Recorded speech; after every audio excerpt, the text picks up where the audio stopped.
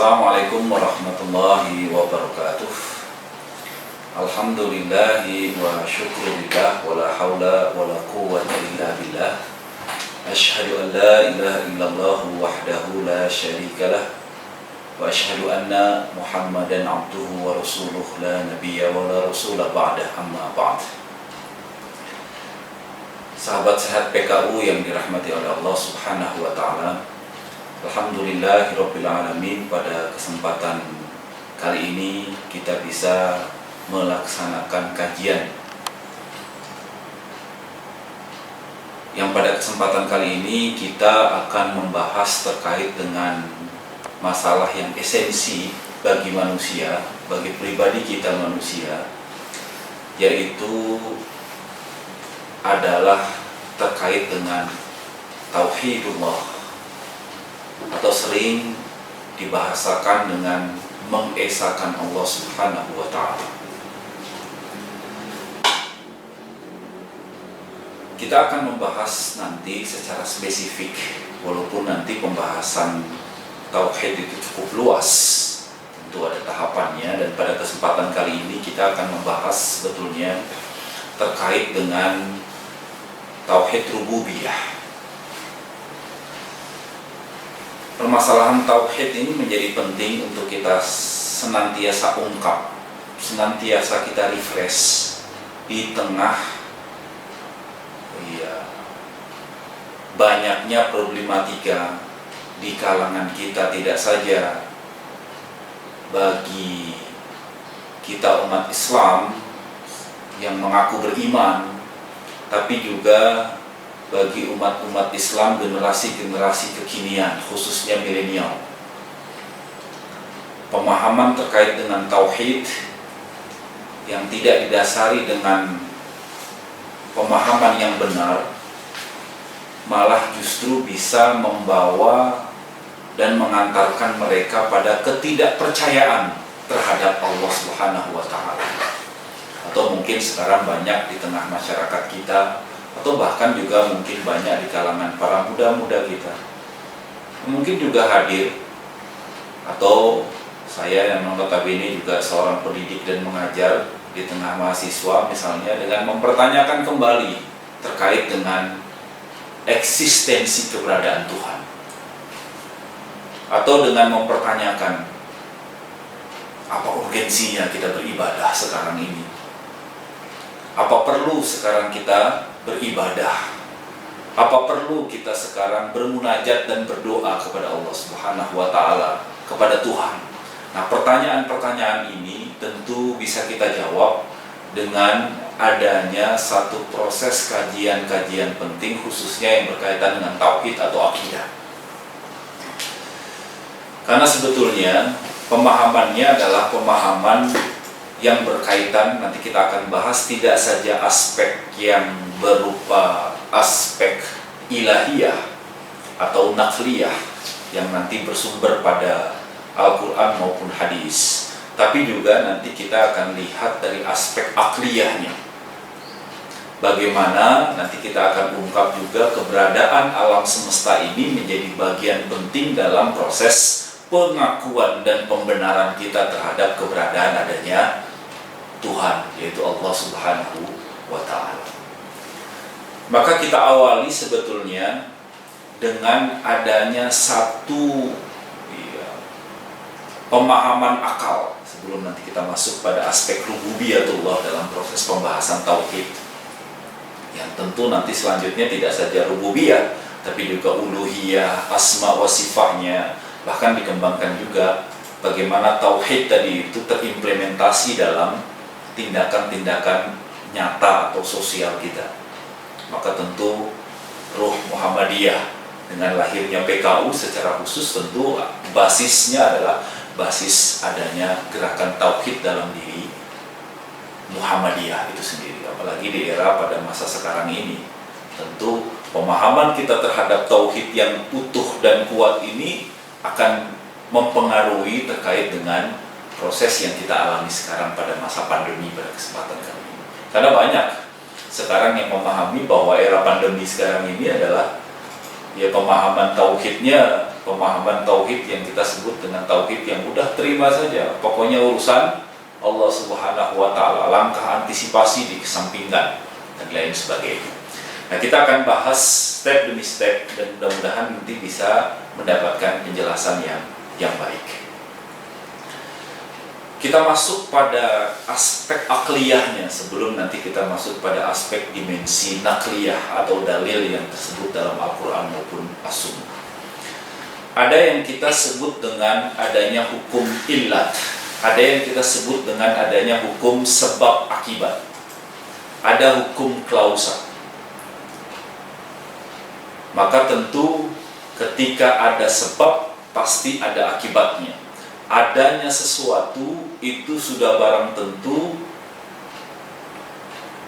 ada karena diakibatkan, atau ada orang yang mengadakannya, atau ada sesuatu yang mengadakannya, atau zat yang mengadakannya. Itu disebut dengan hukum illat itu. Adanya sesuatu itu pasti ada yang mengadakan. Tidak ada sesuatu itu ada dengan sendirinya. Apalagi sesuatunya ini kemudian dihukumi dengan hukum nizam, artinya sesuatunya di sini adalah sesuatu yang memang sudah rapi, sesuatu yang harmoni, sesuatu yang selaras. Tidak mungkin satu keberadaannya ada dan adanya itu begitu selaras, begitu harmoni, begitu seimbang, pasti ada yang mengadakan. Dari hukum illat saja kemudian dikuatkan pada hukum teori pengaturan atau nizam, itu menunjukkan bahwa pasti ada yang mengadakan. Apalagi kemudian nanti dihukumi dengan adanya sesuatu hukum yang wujud, karena sesuatu yang ada artinya pasti diciptakan, maka disebut sesuatu hal yang baru, karena sesuatu yang baru pasti ada yang dahulu. Maka dari hukum itu sebetulnya bahwa keberadaan alam semesta itu sebetulnya, atau menyadari keberadaan alam semesta itu sebetulnya menjadi hakikat atau esensi ketauhidan kita kepada Allah Subhanahu wa Ta'ala. Tidak akan pernah mungkin seseorang tanpa adanya kesadaran bahwa ada Sang Pencipta kalau dia tidak bertauhid. Gimana? Karena dia menyadari banget gak mungkin nih adanya alam semesta sebegitu luar biasa ini, begitu selaras, begitu harmoni, begitu seimbang, itu tanpa ada yang mengatur, tanpa ada yang mencipta, tanpa ada yang mengolah sedemikian rupa dengan sunnatullah itu. Pasti wajib ada, karena sesuatu yang ada maka disebut dengan sesuatu hal yang baru, karena sesuatu yang baru pasti ada sesuatu yang lebih dahulu, maka sering kita sebut dengan wujud atau wujud atau ada, maka sesuatu hal ada yang baru. Maka ini yang kita sebut dengan ada pemahaman terkait dengan itu semua. Maka saya akan memulai terkait dengan bagaimana akal kita atau secara fitrah itu kita menyadari adanya hukum wujud, adanya hukum eksistensi kita. Gak mungkin kita ada tanpa ada yang menciptakan.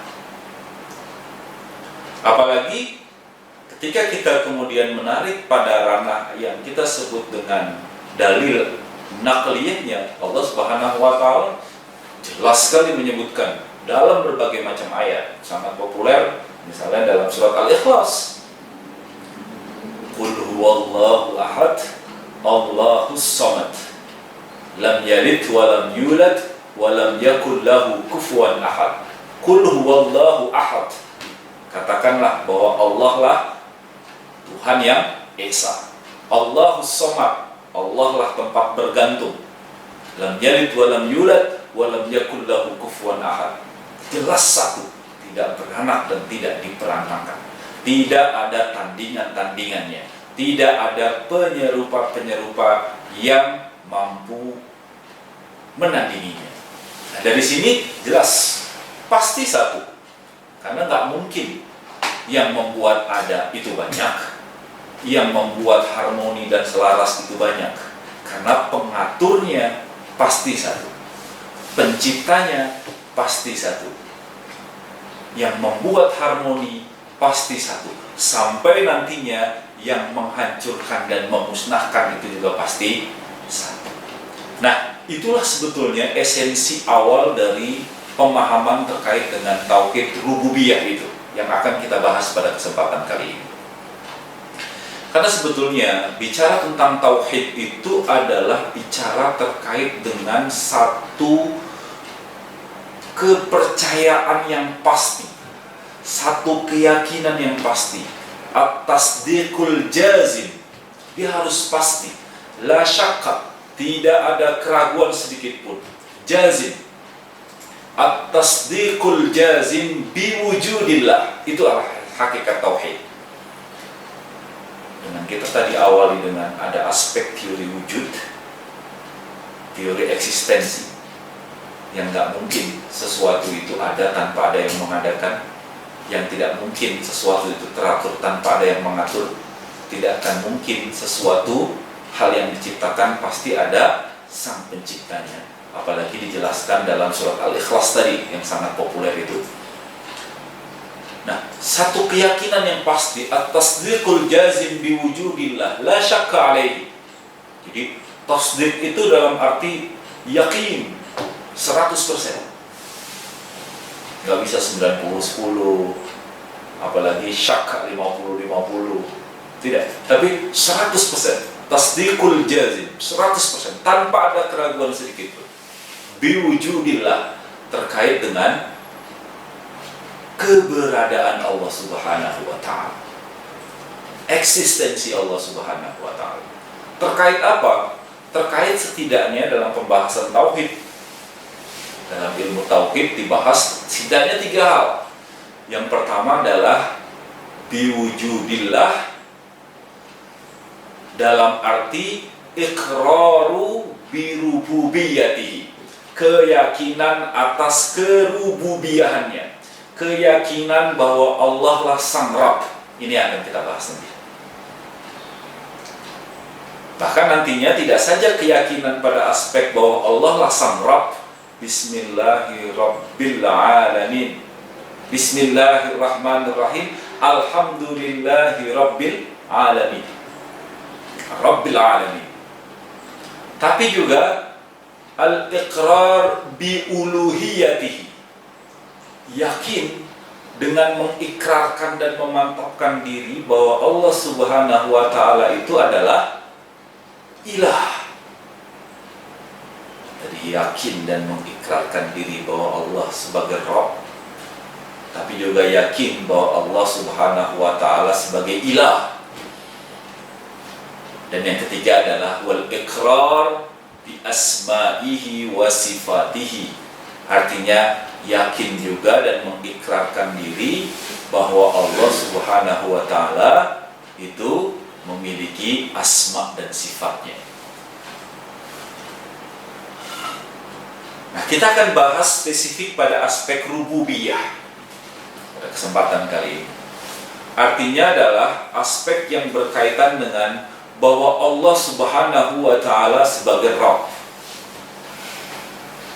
Iqrar birububiyah, at-tasdiqul jazim biwujudillahi ta'ala wal iqraru birububiyatihi. Ma hiya rububiyatillah? Apa itu sebetulnya rububiyah?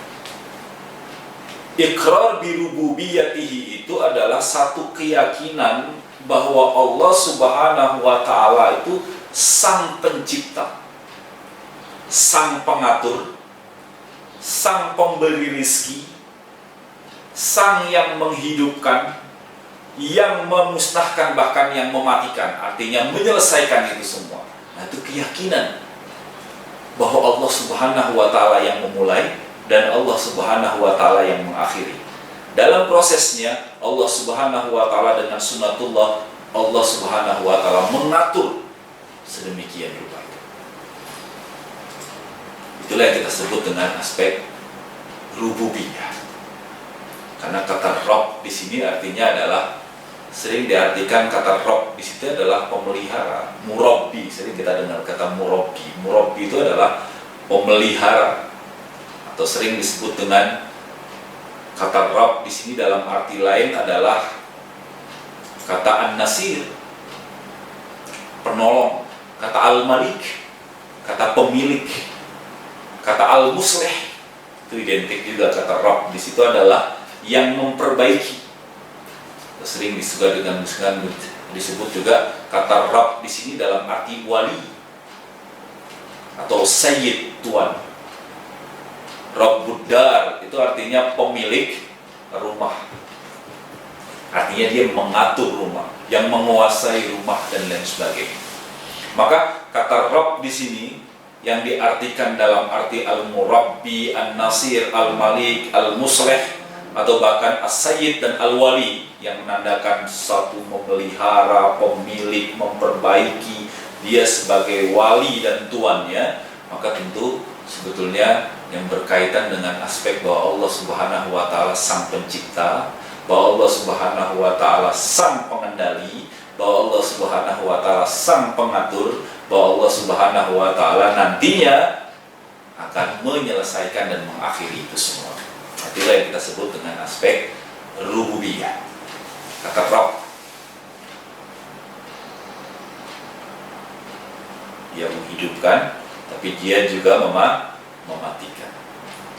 Allahu khaliqu kulli syai'in wa huwa ala kulli syai'in wakil. Allah menciptakan segala sesuatu dan dia menjadi wakil atau memelihara dari tiap-tiap sesuatu. Ini dijelaskan bahwa Allah Subhanahu wa Ta'ala, bahkan Allah Subhanahu wa Ta'ala sebagai Rabb, sang pemelihara, artinya sang pemberi rizki. Wa ma min dabatin illa 'ala Allahi rizquha. Jelas Allah menjamin dan memberi rizki kepada semua yang ada di muka bumi. Tidak ada satu binatang melata pun di muka bumi selain Allah Subhanahu wa Ta'ala yang memastikan Allah Subhanahu wa Ta'ala akan memberikan rizki. Dari sini jelas kita telah memahami definisi terkait dengan rububiyatillah atau rububiyatullah. Artinya al-iqrar bi rububiyatihi, dalam arti kita mengikrarkan diri bahwa Allah Subhanahu wa Ta'ala lah sang pencipta, sang pemelihara, sang penjamin dengan memberikan rizkinya. Bahkan Allah Subhanahu wa Ta'ala sang yang menghidupkan dan mematikan, artinya mengakhiri kehidupan kita. Artinya Allah sebagai Rabb, Rabbul Alamin di sini dia suci dan satu-satunya pencipta seluruh makhluk yang ada di muka bumi. Dia memiliki seluruh yang ada di muka bumi. Dia memberi manfaat dan memberi madarat seluruh yang ada di muka bumi.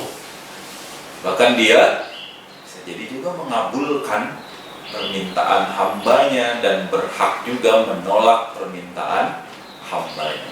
Dialah yang memang menguasai seluruh hajat makhluk yang ada di muka bumi. Tabarakallahu Rabbul Alamin.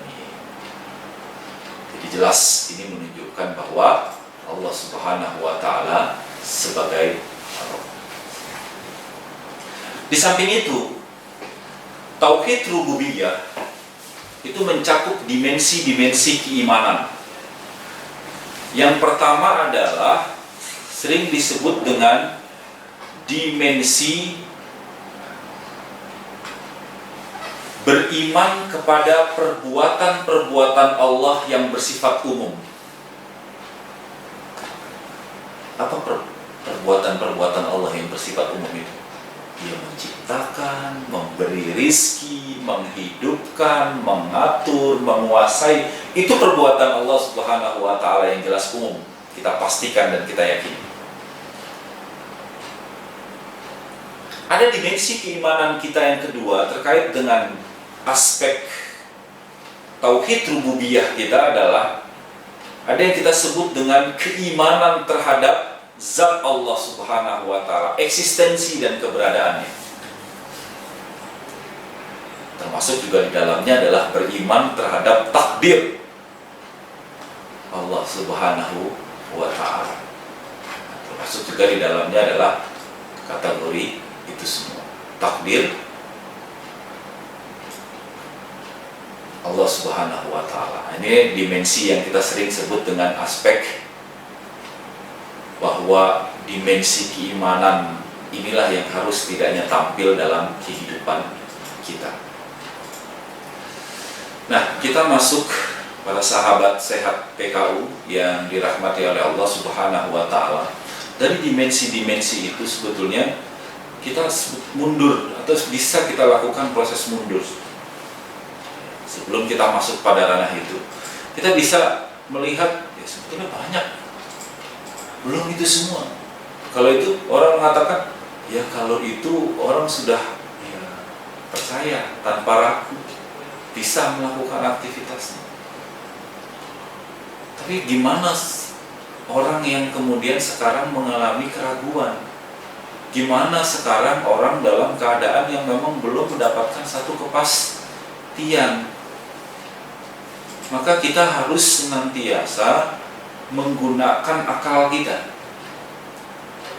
Karena sebetulnya yang menghalangi kita untuk kita mengenal Allah atau bertauhid kepada Allah secara rububiyah adalah sebetulnya tidak mau berfikirnya atau tidak menggunakan akal. Atau sering kita sebut dengan al-wukuf bil mahsusat, berhenti terhadap hal-hal yang bersifat material,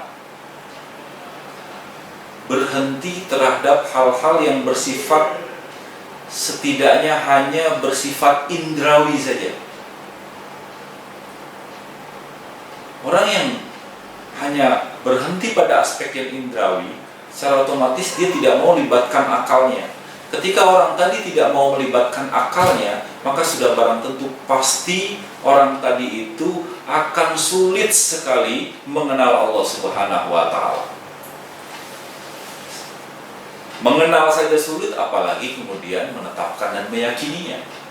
Karena satu-satunya jalan untuk kita meyakini Allah Subhanahu wa Ta'ala adalah dengan kita mengenal Allah Subhanahu wa Ta'ala. Dan bagaimana cara kita mengenal Allah Subhanahu wa Ta'ala? Maka satu-satunya cara adalah dengan menggunakan akal kita, menggunakan pikiran kita untuk memperhatikan semua ciptaan Allah Subhanahu wa Ta'ala. Ini penting. Tidak al-wukuf bil mahsusat, tapi artinya adalah benar-benar memastikan menggunakan akal pikiran untuk memperhatikan dan merenungkan semua ciptaan Allah Subhanahu wa Ta'ala. Artinya dengan dia menciptakan menggunakan akal, menggunakan pikirannya, maka dia bisa mengerti dan bisa memahaminya. Ya tentu nanti kaitannya bagaimana mengenal Allah, kalau samalah seperti kita ingin mengenal seseorang, maka tentu kita akan menggali bagaimana nama dan sifat-sifatnya. Khaliq, Al-Malik, Al-Quddus, Al-Qayyum, sifatnya wujud, qidam, baqa, khalafatul hawadisi, qiyamuhu binafsihi, dan seterusnya. Nah ini penting. Bagaimana kita bisa iqrar birububiyatihi dengan diawali tasdiqul jazim fil qalbi laisa bihi syakkun, satu keyakinan yang pasti dalam diri yang tidak ada keraguan sedikit pun, pengikraran diri terhadap Allah lah sang Rabb, itu dengan mengenalnya. Bagaimana cara kita mengenalnya? Yaitu dengan kita menggunakan akal pikiran kita untuk memahami dan merenungi semua ciptaan-ciptaan Allah Subhanahu wa Ta'ala. Coba aja kalau kita merenungkan apa yang ada di diri kita saja lah. Bagaimana mata, bagaimana telinga. Kita bisa nengok seperti ini saja, itu sebetulnya melibatkan berapa saraf itu. Mungkin para dokter di PKU itu tentu bisa lebih beberapa saat mengungkapkan subhanallah, subhanallah, begitu luar biasanya ciptaan Allah Subhanahu wa Ta'ala.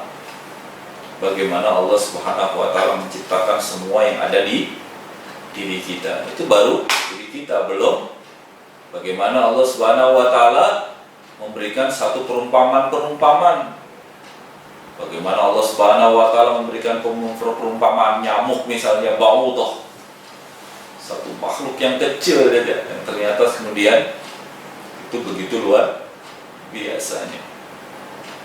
Nah, ini dengan kita berpikir, dengan kita melibatkan akal. Tapi kalau hanya mahsusat saja, hanya hal-hal yang bersifat indrawi saja, itu nggak cukup gitu. Itu pasti dia akan jauh, akan sulit dia bisa mengenal Allah Subhanahu wa Ta'ala. Artinya setiap anggota badan kita ini memiliki fungsi luar biasa, punya tugas masing-masing. Nah, tentu akal kita itu berfungsi dalam rangka untuk merenungkan dan memperhatikan. Harus difungsikan akal kita. Bagaimana Al-Quran juga menyebutkan begitu luar biasanya posisi akal, jauh lebih banyak dibanding untuk kita berpikir, berakal, dan lain sebagainya. Bahkan orang-orang yang tidak menggunakan potensi berpikirnya itu kedudukannya seperti lahum qulubun la yafqahuna biha, ya, ulaika kal an'am bal hum adall. Dia seperti hewan, binatang ternak, seperti kerbau, bahkan adall. Dalam Al-A'raf 179 yang dijelaskan demikian. Maka harus digunakan akal kita itu untuk itu. Nah, karena keimanan seseorang yang memikirkan ciptaan-ciptaan Allah itu akan berbeda dengan keimanan seseorang itu yang hanya ikutan,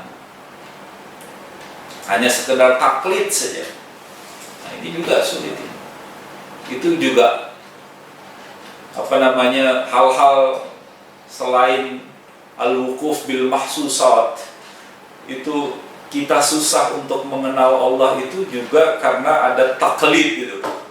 Orang taklid itu karena tidak menggunakan akal dan pikirannya, dia hanya ikut-ikut saja tanpa dia pertimbangkan kebenarannya, tanpa dia pertimbangkan bagaimana sebetulnya hakikat yang seharusnya. Ini juga harus diperhatikan. Nah, ini aspek itu. Kemudian hal yang menghalangi kita untuk kita mengenal Allah Subhanahu wa Ta'ala agar kita bisa benar-benar yakin terhadap Allah Subhanahu wa Ta'ala sebagai Sang Rabb adalah al-kibir. Al-kibir itu artinya apa? Sombong. Nah, kalau udah sombong itu, ya kita belajar dari kisah-kisah umat terdahulu, bagaimana Firaun, bagaimana Namrud, bagaimana kalangan kafir Quraisy ketika itu yang begitu luar biasa sombongnya, maka tentu akan jauh dari dia mau mengenal Allah Subhanahu wa Ta'ala, akan jauh dari dia mau meyakini Allah Subhanahu wa Ta'ala. Ya, kita kalau sombong saja agak sulit itu susah. Orang mengatakan apa fungsinya? Saya sholat, puasa seperti sekarang ini, saya udah nyari rezeki susah-susah. Orang kerja itu buat makan, ini kok puasa? Saya kerja pakai pikiran saya, pakai tenaga saya, tangan-tangan saya. Sombong, dia lupa bahwa semuanya ini diciptakan oleh Allah Subhanahu wa Ta'ala. Akhirnya dia merasa tidak butuh Allah Subhanahu wa Ta'ala. Berdoa itu buat orang-orang yang bodoh aja. Berdoa itu untuk orang-orang yang malas saja, dia menganggap hanya itu. Nah, dia menganggap bahwa saya dapat uang begitu luar biasa banyaknya karena kecerdasan dan karena kerja keras saya. Saya kemudian dapat kehormatan ini karena memang potensi dalam diri saya, dia lupa semuanya adalah diciptakan oleh Allah Subhanahu wa Ta'ala, dia sombong. Kemudian yang keempat adalah sering kita sebut dengan al-i'rad. Al-i'rad itu artinya menyimpang. Kalau seseorang senantiasa menyimpang, akan sulit dia mengenal Allah. Kalau dia tidak bisa mengenal Allah, akan sulit dia memiliki keyakinan terhadap Allah. Tidak akan pernah mungkin dia memantapkan diri dan mengikrarkan diri bahwa Allah lah sebagai Rabb. Agak sulit.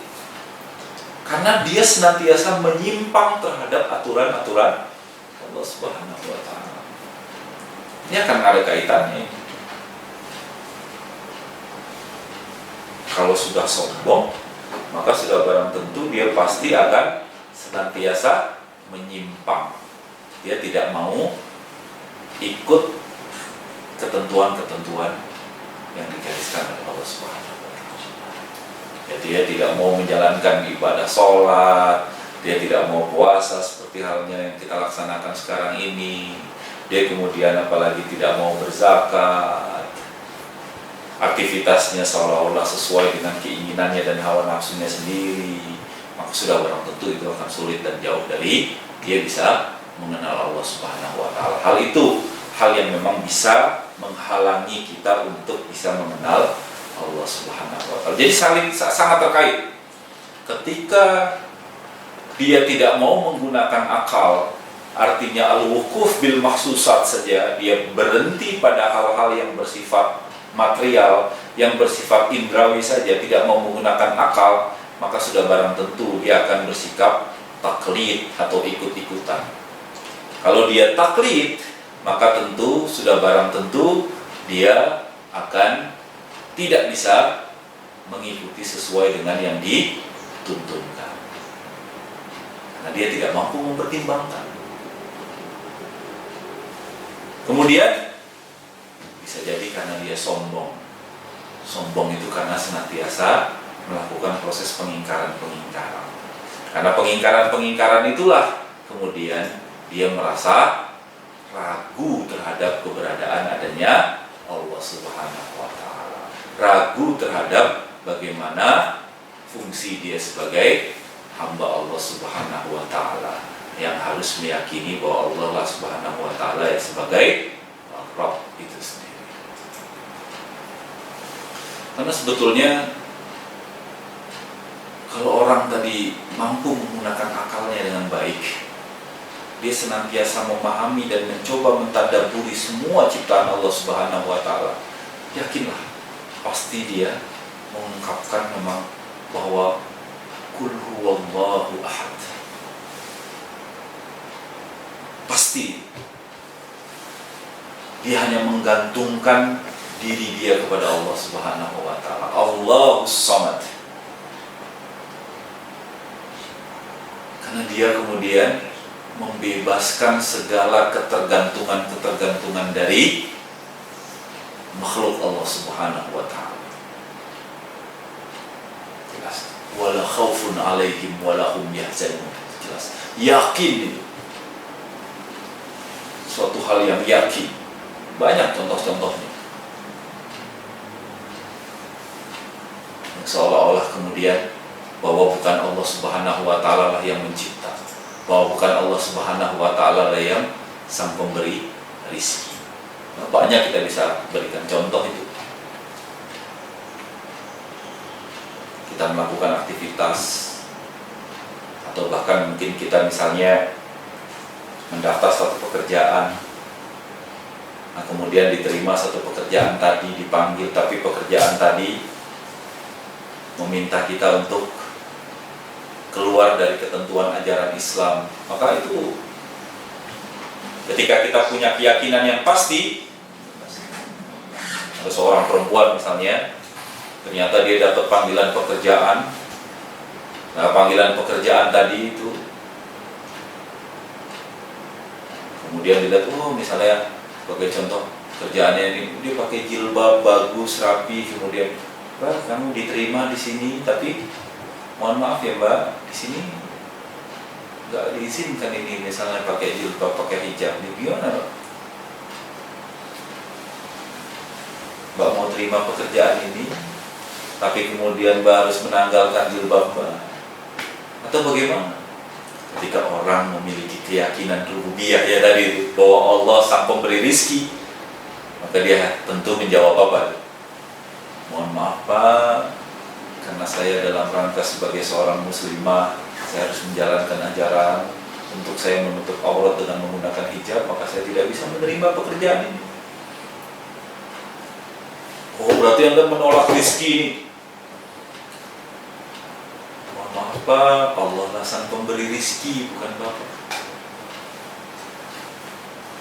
Itu eksistensi. Bagaimana keberadaan tauhid rububiyah dalam diri kita. Ayo Mas, ini bagaimana? Terima nggak nih tendernya ini? Ini fee-nya. Nggak ada yang tahu. Mohon maaf Pak, saya ini diciptakan oleh Allah, nanti kemudian mati pun oleh Allah Subhanahu wa Ta'ala. Kalau kamu nggak mau ngambil uang ini, bunuh misalnya. Dia akan menjawab, Allah lah yang mematikan, Allah lah yang menghidupkan. Itu eksistensi. Bagaimana itu kemampuan-kemampuan diri dalam rangka untuk bisa mengimplementasikan nilai-nilai keberadaan kita dan keyakinan kita bahwa Allah lah sang pencipta, yang kemudian nantinya sang pengatur, sang pemberi rizki, sampai kemudian yang mematikan kita. Jadi jelas. Ini jelas. Insya Allah pada kesempatan ini, dengan kita mengaktualisasikan nilai-nilai tadi, ya tentu dalam omongan begitu berat mengimplementasikan nilai-nilai rububiyah, Allah sebagai Rabb, Allah sebagai sang pencipta, Allah sebagai hal yang memang harus kita yakini keberadaannya dalam diri. Tapi ketika kita latih dengan baik, kita refresh iman kita dengan senantiasa berpikir, dengan senantiasa menjalankan perintah, dengan senantiasa mensyukuri apa yang dikaruniakan, insya Allah kita akan mantap dalam diri kita, terikrar dalam diri kita bahwa Allah Subhanahu wa Ta'ala sebagai Rabb. Akhirnya kita punya konsekuensi dalam bertauhid. Kita terbebas dari segala hal yang itu wujudnya pengabdian diri kepada selain Allah Subhanahu wa Ta'ala. Jadi kita tidak takut lagi kepada selain Allah. Wala khaufun 'alaihim wala hum yahzanun. Tidak ada rasa takut, tidak ada rasa khawatir. Ketika ada satu pekerjaan, yang pekerjaan tadi itu pekerjaan itu jauh dari perintah oleh Allah Subhanahu wa Ta'ala, tanpa ragu dia tolak dan dia mencari satu pekerjaan itu pekerjaan yang memang benar-benar pekerjaan yang halal dan thayyib. Dia nggak akan ada ketergantungan. La haula wala quwata illa billah. Allahus Samad terpatri dalam dirinya. Itulah bagaimana konsekuensi kita bertauhid, khususnya yang berkaitan dengan aspek rububiyah.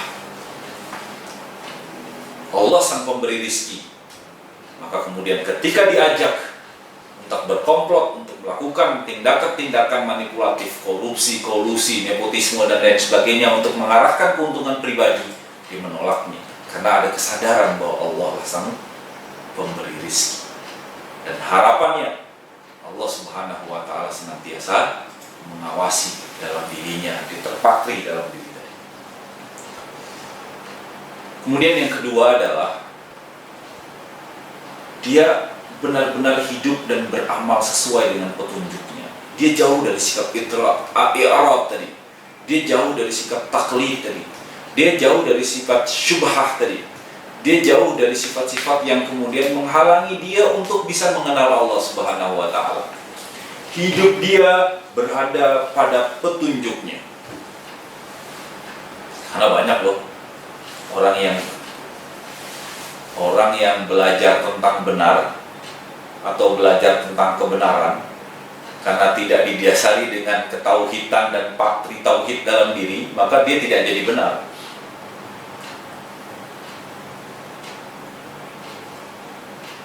Orang banyak belajar tentang hukum, benar nggak belajar tentang hukum? Benar.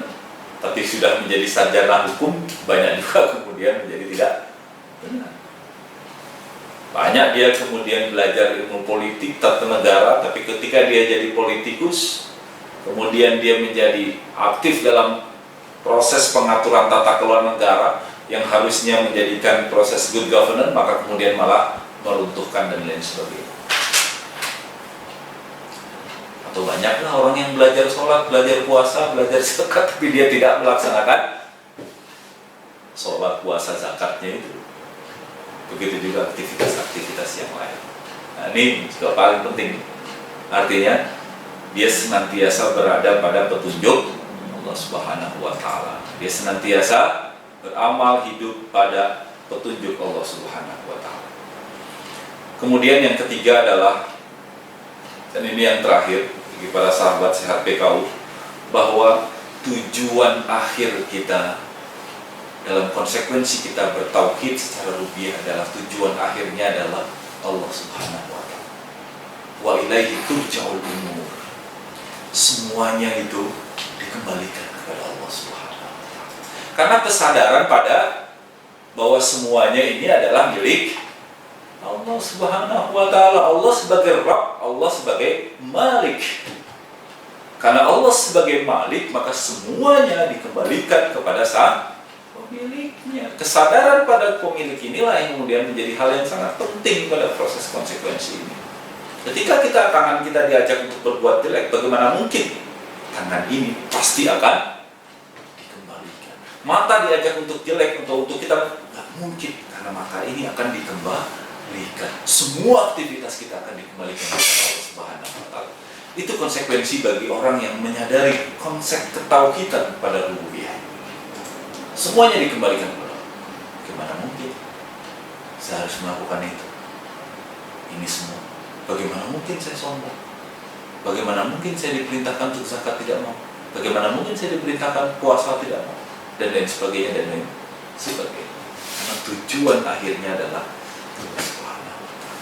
banyak aktivitas yang bisa kita lakukan dalam implementasi kita untuk menjalankan hakikat ketauhidan secara rububiyah tadi. Tentu dengan kita bertakwa kepada Allah Subhanahu wa Ta'ala. Ya ayyuhalladzina amanu taqullaha wa kunu ma'as-shadiqin. Jelas diperintahkan oleh Allah Subhanahu wa Ta'ala untuk bertakwa, diperintahkan oleh Allah Subhanahu wa Ta'ala untuk senantiasa menjalankan perintahnya, menjauhi larangannya, tapi memastikan berada pada posisi yang benar. Posisi yang benar adalah posisi yang shadiq dalam arti tasdiq.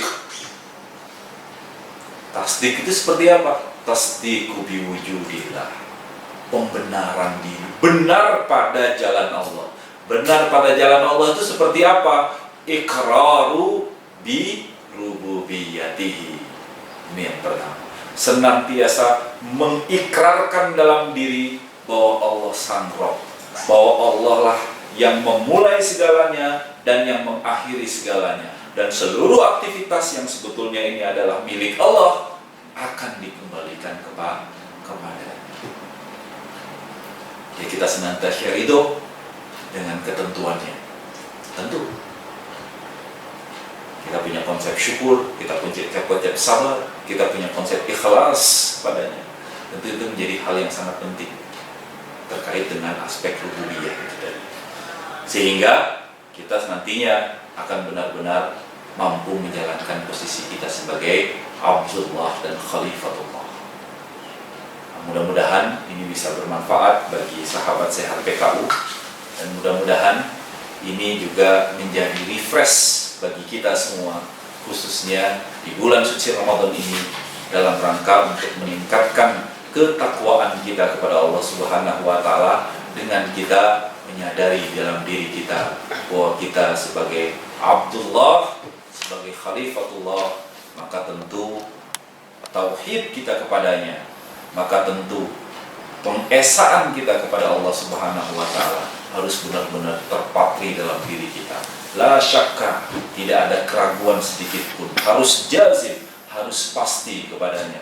Insya Allah dengan kita senantiasa melibatkan akal kita, melibatkan pikiran kita, senantiasa mau berpikir untuk memahami dan mendalami seluruh ciptaan Allah Subhanahu wa Ta'ala, insya Allah kita akan benar-benar mendapatkan kekuatan keimanan yang luar biasa. Tentu kita sebagai orang yang beriman pada kesempatan pandemi kali ini, tentu apa yang diperjuangkan para dokter khususnya di PKU dan Muhammadiyah ini, bagaimana mengorbankan jiwa dan raganya, tidak lain dan tidak bukan adanya kesadaran ketauhidan yang luar biasa. Tidak akan pernah mungkin itu bisa dilakukan oleh sosok seorang dokter yang ada di PKU Muhammadiyah. Dia mau melibatkan diri tanpa adanya nilai ketauhidan dalam diri, bahwa Allah lah yang menciptakan, bahwa Allah lah yang menjaga, Allah lah yang mengakhiri, sehingga dia melakukan proses-proses yang memang sudah seharusnya. Insya Allah kita sebagai hamba Allah Subhanahu wa Ta'ala, kita pun juga demikian. Kita senantiasa mau berpikir, sekarang musimnya COVID-19, kita senantiasa berpikir untuk benar-benar bagaimana menanggulanginya. Minimal kita bagaimana kita memahami pencegahannya. Tidak akan pernah mungkin dengan kita bertauhid kepada Allah Subhanahu wa Ta'ala tapi kemudian kita hanya pasrah, tidak mau berpikir dan melibatkan akal kita untuk kita senantiasa menyelamatkan diri dari hal-hal yang memang tidak diinginkan. Mudah-mudahan bermanfaat. Insya Allah ini menjadi hal yang positif bagi diri kita. Mari kita bersama untuk merefresh dan meningkatkan ketauhidan kita kepada Allah Subhanahu wa Ta'ala.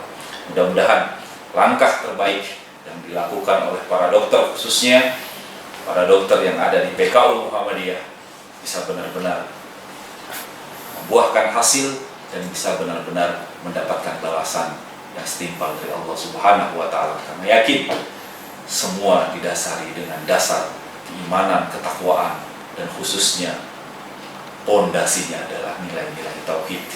Kami bangga pada apa yang dilakukan oleh PKU Muhammadiyah Yogyakarta khususnya.